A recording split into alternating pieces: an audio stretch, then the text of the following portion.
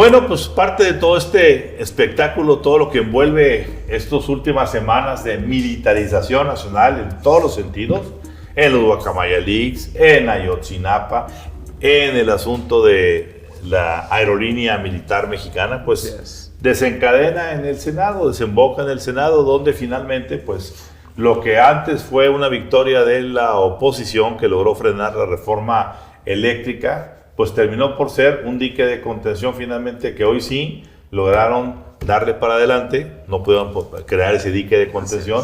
En el caso de la militarización de la Guardia Nacional, finalmente pues sí hubo los 11 que fueron muy convenientemente convencidos de que votaran en favor de y pudieran hacer esto. ¿Qué opinas del tema? Ramón, no hay un tema más que encienda más pasiones que la militarización, pero también no hay un tema que tenga más claroscuros que la militarización.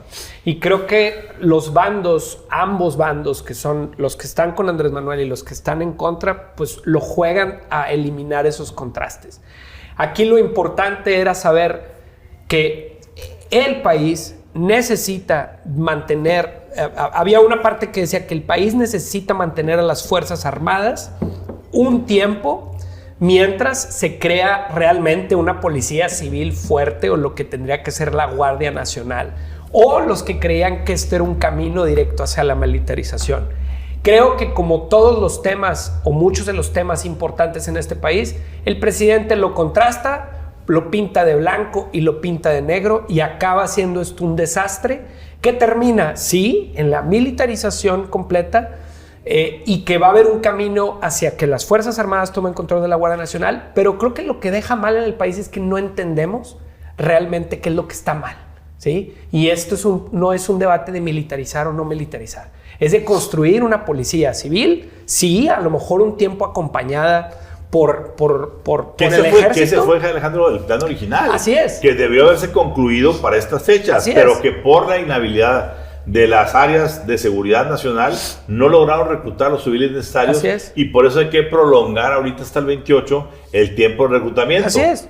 Y entonces, pero el debate se queda en, ¿nos vamos a convertir en una dictadura militar? ¿Sí? ¿O le vamos a hacer caso o vamos a dejar que el país se caiga a pedazos? Ahí se queda el debate, eso es lo que queda. Ahorita la gente cree que el país se puede caer a pedazos si no están los militares o vamos a una dictadura militar, ¿no? Y creo que eso es responsabilidad del presidente. No hay técnicos, no hay funcionarios que expliquen, que hagan timelines, que hagan planes, que presenten propuestas y estrategias. Y creo que esto es un muy mal señal para el futuro, porque todo lo que sea importante para el país va a acabar en la política, en Monreales, contra Danes, contra Litos, contra Andrés Manueles, ¿sí? Y no hay un tema de fondo o un debate en temas bien importantes. Marcela, ¿cómo viste toda esta confrontación de estas mujeres, Lili Telles panista contra los grupos de morenistas, los Litos, Citlalis, los chismes de que si bajaron los maridos, de que siéntate en Apple, te dan tus croquetas? Sí. Esa es la preocupación. Yo la verdad creo que aquí lo que me preocupa, bien como dice Alejandro, pues el debate se centraliza en blanco o verde, pero aquí el pueblo mexicano, nosotros, los de a pie, nos enfocamos y nos encanta, lo he dicho varias veces, el estilo TV y notas, ventaneando, programa de chismes. Entonces nos enfocamos en eso. Si tú ves ahorita en las redes sociales es #LadyRobamaridos, el número 1, más allá de la militarización. Entonces nos preocupa más si robó maridos o no, no sé quién, o cómo le dijo no sé quién en el Senado, que me pareció, las morenistas sí actuaron de una manera, no se acuerdan de la película donde sale Shame, en Roma, haz de cuenta que estaban viviendo un circo romano, ¿verdad? Entonces, aquí el punto es, los mexicanos nos enfocamos en eso, en lugar de lo que nos debemos enfocar es, se está militarizando el país, se está haciendo Cuba y Venezuela. Entonces, aquí la cuestión no es si Lili, si Citlali, si tal. Y tenemos a una Lili desesperada, porque se ve desesperada Lili Telles en el Senado, tratando de hacer entender que la militarización no nos va a llevar a ningún lado, más que un lado más oscuro, que es a un narcoestado, a la falta de transparencia, de derechos humanos, o sea, es un sinfín de cosas. Hay estudios en donde dicen que si se cumplen 4 cosas, que pierden poder los poderes civiles, civiles, se van haciendo como Venezuela. Cumplimos los 4, lo digo mañana en mi editorial, los 4 puntos de un país tipo Venezuela los cumplimos. Entonces, esa es la cuestión, no que si Lili robó un marido o no robó un marido, o que si Tlali es una hiena o no una hiena. O sea, el punto aquí es... Napoleón sí, croquetas, el perro, y todos haciendo memes. Esa es la conversación mexicana ahorita. Todos haciendo memes de eso, en lugar de... En el meantime, nos estamos militarizando. Y es algo que no hay... Hasta el 2028 lo están haciendo de una forma en que si entra un gobierno de oposición, no lo va a poder revertir tampoco. Entonces digo, a ver, esta votación implica una discusión en 2 niveles, el de la sustancia y el de las consecuencias políticas que tuvo esa negociación. Vayamos primero a la sustancia. A ver, el ejército, y esto lo dijo clarísimo un académico politólogo del CIDE, Raúl Cepeda Gil, es el factor inmediato anterior a las regiones de violencia de este país, y lo vimos en La Matanza, donde hubo una masacre de 20 muertos y es una zona aledaña a donde hay tráfico de amapola y donde el ejército está constantemente haciendo operativos para reventar y fragmentar a cárteles de amapola. Eso solo se ha traducido en más y más violencia. Y eso es algo que no se ha terminado de entender en la discusión de por qué es importante que las Fuerzas Armadas no estén a cargo de la seguridad pública, porque las Fuerzas Armadas no realizan tareas de investigación, realizan tareas de fuego 100%, y eso está comprobado que termina en el espiral de violencia. Y número 2, las consecuencias políticas. Esto fue una clara operación del secretario de Gobernación, Adán Augusto López, y del coordinador de mayoría, Ricardo Monreal, para dividir al bloque opositor, específicamente al PRI, donde se consiguieron 9 votos. Los únicos priistas en el Senado que no votaron por la militarización de la seguridad pública fueron Beatriz Paredes, Claudio Ruiz Massieu, que dio un discurso fenomenal ahí en tribuna, y Miguel Ángel Osorio Chong. Claro. Es decir, ya fue una jugada doble banda, porque le conceden al presidente y al secretario de la Defensa, porque el secretario de la Defensa, dicho por Dante Delgado, presionó a senadores a que aprobaran esta iniciativa, es decir, la politización de las Fuerzas Armadas. Sí. Se le concede al presidente y al secretario de la Defensa esto, y a la vez se rompe el bloque opositor, al menos en la parte electoral. A ver, a mí me llama la atención algo, el que se diga y que se indignen al decir los presionaron. Si los presionaron, que lo digan. Es porque son presionables. Así es. Ojo, ojo. O vendibles. Es lo mismo. Con lentes cartilla. Es lo mismo.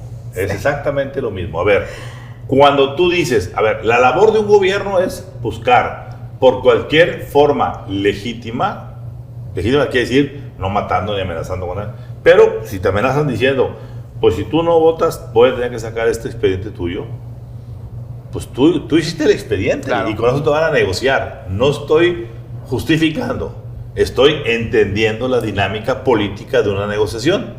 Por tanto, ¿por qué no pueden, por ejemplo, hacer que una Lili Telles cambie de... No hay de dónde la agarren? Lo máximo que pueden es mandarle a alguien a decirle robamaridos, sí, por un asunto de vida personal, que ella es muy su vida y no tiene que ver con la política. No le pueden... Pero en la parte... A ver, y por otra parte, ¿por qué se salvaron o por qué dijeron no? Beatriz Paredes, Osorio Chong y Claudia. Pues yo creo que son 3 de los que van a estar en la pasarela del 17 de noviembre. Claro. Y no quieren que se quemen para que no sean elemento no jugable dentro del bloque opositor, que como bloque, ni nadie del bloque votó en favor de eso. Entonces, mandaron a los priistas que fueran prescindibles a votar sí, y dejaron a los priistas que son jugables. Me llamó la atención, Ramón, que votó a favor Nubia Mayorga cuando se le identifica en el entorno de Miguel Ángel. A ver, Chong y Nubia son lo mismo. O Chong es contra y Nubia es pro. O sea, no tiene sentido. Aquí sí hay que reconocer, pero yo lo reconozco como un acto de político, que Adán Augusto y Monreal hicieron su trabajo. Así es, lo que y terminaron logrando hacer lo que la Cuarta Transformación buscaba con ellos. Oye, que si eso es un pecado, no, su chamba es esa. El pecado es de quienes al final del día rompieron una alianza que lo habían demostrado en el pasado con la reforma energética, la ley eléctrica, perdón, y en esa reforma, ley eléctrica, se mantuvieron cohesionados y le echaron para atrás. Una parte importante de esta operación política transitó por los gobernadores, porque los gobernadores específicamente del PRI tienen muchísima ascendencia sobre los senadores de ese partido. Es decir, al menos lo que me comentan a mí es que Miguel Riquelme, gobernador de Coahuila, sí levantó el teléfono y pidió a sus senadores decir, por favor, voten a favor de esta propuesta, porque Coahuila sí tiene un interés de Estado que el ejército siga manteniendo presencia en tareas de seguridad. Sí, a ver, como decía ahorita Alejandro al principio, el problema no es si está militarizado o no el país. Yo sigo insistiendo. Lamentablemente, la 4T hizo una pésima labor de reclutamiento de civiles. Claro.